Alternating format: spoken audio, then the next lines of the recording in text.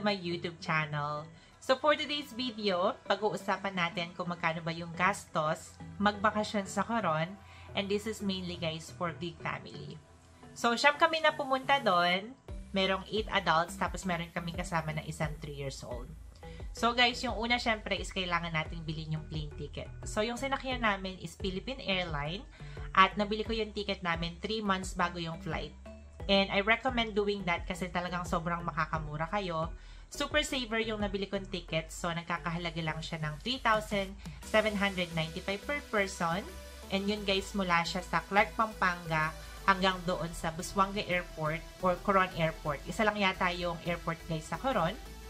At doon sa 3,795 na plane ticket namin, kasama na dun yung 7 kilo na carry-on. Tapos meron kayong another 4 kilograms na luggage allowance doon sa mga personal items such as kunwari yung purses or kaya kung meron kayong body bag. Next naman is yung ating environmental fee. So ito guys. So pagdating natin ng Coron Airport, meron tayong environmental fee na binayaran, and that is 200 pesos per person. Next is yung ating transportation from Coron Airport papunta ng hotel. So, most hotel guys, nag-o-offer sila ng transportation from airport to hotel as long as i-communicate nyo doon sa kanila. So, ang binayaran ko is 700 per person transportation, round trip na yon. So, papunta at pabalik doon sa airport. Yung pinagstayan namin guys is Sunlight Guest Hotel. So, ito na yung second time na nag-stay ako sa kanila, at sobrang ganda guys nung kanilang hotel. Sobrang linis at komportable. And dati, nung first time na nag-stay ako doon, kasama na yung transportation or van transportation from airport to hotel. Pero ngayon, meron ng fee na 700 pesos per person. Kung hindi naman nag-o-offer yung hotel nyo ng van transportation, meron din naman silang mga van doon sa harapan ng airport guys, and 750 pesos yung rate kung gusto nyo siyang i-avail. And ito guys, yung aming room sa Sunlight Guest Hotel. Quick room tour tayo. Yan, so nasa room 319 tayo. 3rd floor. So ito guys, yung ating room. Malaki yung space sa harapan. Meron tayong 1 king size na bed. Tapos, ayan, may salamin. Hello! Yung asawa ko. Nandito yung TV nila. May electric fan. Tapos, may mga baso na kasama. Init ng tubig. Tapos, merong bottled water. Meron din silang mini fridge dito. Ito naman yung restroom. Parang natatandaan ko nung last time na pumunta kami, parang mas malaki yata tong restroom nila ngayon. Hindi lang ako masyadong sure. Ayan tayo. Tapos yung mga towel nila, yan, may nakalagay na Sunlight. Ito naman yung vanity kit. May kasama pang supply. Tapos, shower. Ayan. Parang wala lang silang shampoo and conditioner. Parang last time yata meron. Tapos guys, ito yung ating balcony. Ang ganda ng view. Saan natin? So, ayan. Meron siyang small veranda rito. May 2 upuan. And ito guys, yung view natin from our room. Ayan. So, nandito yung pinaka-pool sa mismong tapat niya. So, yung binayaran ko guys dito sa ganitong kwarto is only 6,000 pesos. So, nandun kami ng 5 days and 4 nights. At etong hotel na to guys, nag-o-offer din sila ng free breakfast buffet every morning. At nagbabago sila ng dish every day. Ito guys yung example nung kanilang buffet breakfast. So may cereal tayo, milk, butter, and jam. Ito yung kanilang bread station. And And then, pwede kayong mag-toast dito. Meron silang coffee. Orange juice. Garlic rice. Steamed rice. Pancake. Ito, ampalaya with egg. Dried squid. Chicken ham. Smoked sausage. And may pakwan. Meron din silang chicken soup. Beef soup. Ito yung mga toppings nila for broth. At pwede rin kayo magpagawa ng egg fresh. Next, syempre, is yung ating mga tours. So, kapag pupunta kayo sa Coron, syempre, yung isa sa mga pupuntahan nyo doon is island hopping talaga. So, yung ginamit ko na company is ilink.ph. Sila din, guys, yung ginamit ko from last time. At sobrang convenient, ang daling kausap at daling mag-book sa kanila. Proven and tested na rin at napaka-trusted company. So, meron silang iba't ibang tour na ino-offer. Ilalagay ko dito, guys, para makita nyo kung ano yung mga prices or ranges ng mga tour nila, depende kung ano yung pipiliin nyo. So, dalawang tour yung ginawa namin.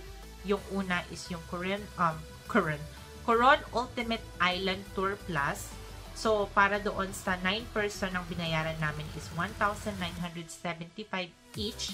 At eto, guys, private tour siya. Ang kagandahan sa private tour, ikaw na yung may hawak nung oras mo. At eto, guys, yung aming tour. So, on the way na tayo sa ating bangka. Ayan. Maganda naman yung walkway, guys. Walang problema. Maaga pa. It's only 8:10. Lang tayo.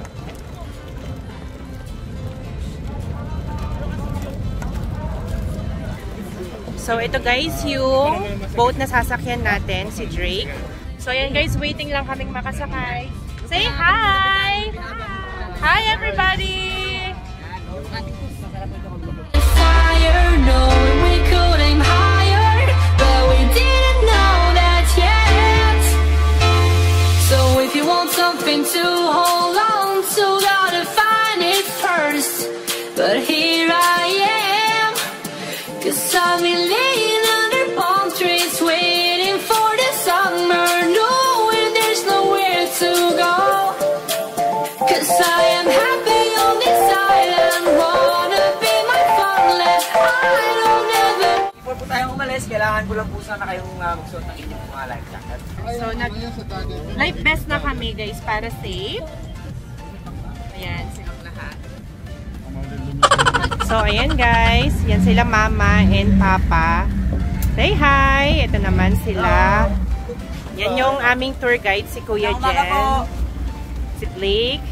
Si Jill, and si Levi. This is my sister and her husband. And this is my one and only.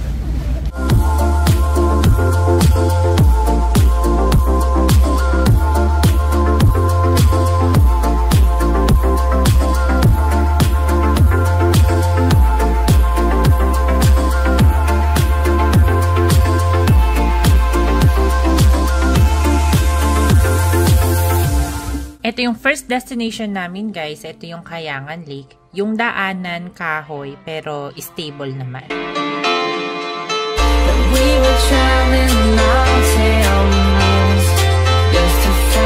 At yan, finally, nakarating na tayo sa Kayangan Lake. Medyo malayo yung lakaran papunta dito, so I recommend na mag-stretching muna tayo bago tayo pumanik. Kung hindi ako nagkakamali, yung pataas at pababa na aakyatan natin, 264 steps pero sobrang worth it. Napakalinaw ng tubig, malamig, at dito nag-spend kami ng 2 hours. Pwede rin kayong mag-snorkeling dito para makita nyo yung mga rock formation sa ilalim at sobrang ganda rin talaga, guys. Now, on the way na tayo sa ating next pupuntahan. So, ready na tayo for snorkeling. So, nandito tayo sa Coral Garden. Tulad nga ng sinabi ko, medyo high tide today, so walang masyadong isda. Pero maganda pa rin makita yung ilalim kasi napakalinaw. So, ayan guys, nakarating na tayo sa Beach 91. So, dito tayo kakain ng lunch. Baba muna tayo ng boat. So, ayan yung view niya. Clear water. So, dun kami sa isa sa mga kubo na yun. Ayan, so dala na nila kuya yung lunch namin. Yan si Papa. So, ito yung lunch natin for today. Piniprepare nila kuya yan. So, meron tayong shrimp dito.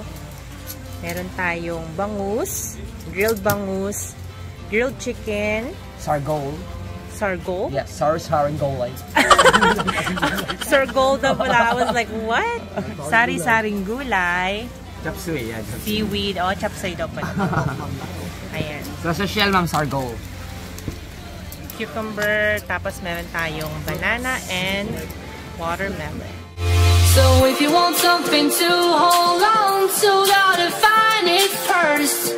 But here I am, 'cause I've been laying under palm trees, waiting for the summer, knowing there's nowhere to go. 'Cause So galing natin mag-picture ng clear kayak. Ang galing ni Kuya maging photographer.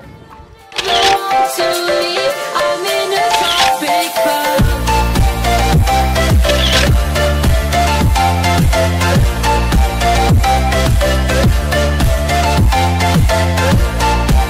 Yan, so after kumain yung ate ko tsaka yung asawa niya, naghihilod ng buhangin, pampakinis daw yan. Ito naman guys, yung Twin Lagoon. So medyo mataas siya, medyo mataas yung tubig. So dito kailangan nyo talagang mag-rent ng kayak. So 1,700 yung clear kayak na nirentahan namin guys. So ayan na guys, nagkakayak tayo. Papunta sa... Saan na mga tayo pupunta, kuya? Second Lagoon. Next naman, yung isa pa naming tour na ginawa is yung Island Escapade Tour. Ito naman, 1,950 per person din yung binayad namin for a private tour. So, tatlo dapat yung lugar na pupuntahan namin. Yung Titaytayan Sandbar, Bulugdos, at saka yung Malcapuya Island. Pero isang sandbar lang yung pinuntahan namin and then nag-spend na kami ng rest of the day sa Malcapuya kasi talagang parang mini Boracay siya. At ito guys yung aming quick tour.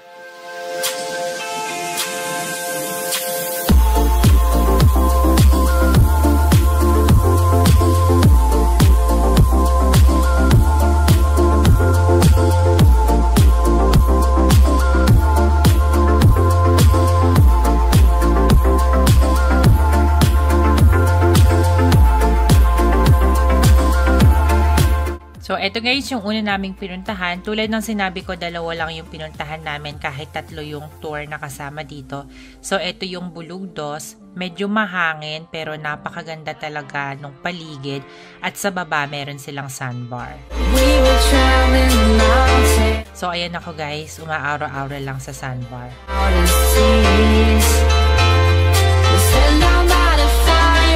And dito naman kami guys kumain ng lunch namin. Dito kami sa Malcapuya Island. So, ito yung sinasabi nila na parang mini Boracay. At tignan nyo naman yung kapaligiran guys. Sobrang ganda rin. Sobrang worth it. Dito na kami nag-spend nung rest of the day namin hanggang kami ay makauwi. Kasama rin sa tour na to yung lunch. So, ito guys yung kinain namin. So, parang similar din dun sa unang tour na ginawa namin. Almost similar yung pagkain. At talagang sobrang sarap din guys. So yan, sobrang enjoy kaming lahat. Tapos na yung tour namin guys. Sobrang pagod pero enjoy. Napakaganda ng beach. And sana nag-enjoy din kayo. Now, para naman dun sa mga kakainan guys sa Coron, medyo pricey yung mga restaurant doon kasi nga nag-aangkat lang din sila ng mga pagkain from Manila, pati yung mga snacks. So, eto guys yung ilan dun sa mga recommendation doon sa mga restaurant na kinainan namin. Yung una naming pinuntahan guys, etong Umami Kusina. So, ayan guys, nandito kami sa Mami Kusina at papakita ko sa inyo yung mga in-order namin pagkain. Ito yung ating octopus sisig, sweet and chili chicken, tapos ito yung ating red curry shrimp. So, dalawa yung in-order namin. Yung aming pork sisig at dalawang rice house special. After namin kumain sa katapat ng Umami Kusina, ito guys, you should try yung kanilang Pizookie. So, cookie siya na merong ice cream sa itaas. Kabubukas lang nila, sobrang sarap. Kumain din kami sa Korean barbecue guys. So, ito yung pinuntahan namin. Ang ganda ng loob dito at hindi mainit kasi naka-air condition. So, kung ayaw nyong maghulas yung makeup nyo habang kumakain, I recommend na pumunta kayo dito. Hindi nga lang siya unlimited guys. So, yung order nung mga meat nila is per plate. Meron din naman silang set kung gusto nyo. And medyo may kamahalan din. So, parang yung isang set, I think it's only good for 4 people. At nasa almost 2,000 yung per set na binebenta nila. Tapos, yung side dish naman is unlimited. Kaya, ayan, sobrang kain talaga ako ng side dish. Ang hirap lang gamitin ng chopstick kasi metal. Medyo madulas siya. Ito naman guys, nagluluto na kami ng mga in-order namin na beef brisket. Ayan. At umorder rin kami nitong baby back ribs. Para siyang lasang sinigang pero sobrang sarap at sobrang dami ng portion. Ito naman yung mga pagkain namin. Enjoy guys. Sana nagugustuhan nyo habang nanonood kayo.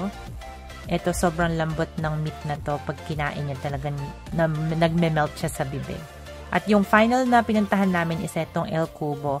Ang hindi ko lang nagustuhan dito sa restaurant na to, medyo matagal yung hintayan. I feel like mas pinaprioritize talaga nila yung mga foreigner na nagpupunta. Pero overall, kung makikita nyo yung ambience, ang ganda, para talaga siyang Filipino style na modern. Ang ganda rin ng kanilang mga placemat.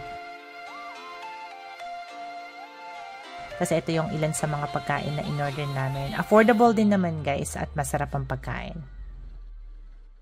And that is it guys. I hope you find this video informative at sana nagustuhan nyo. At syempre kung gusto nyo pang makakita ng more videos like this sa channel ko, please comment below para alam ko yung mga videos na nagugustuhan nyo. If you haven't yet, please subscribe to my channel. Thank you so much for watching and I will see you on my next video. Bye!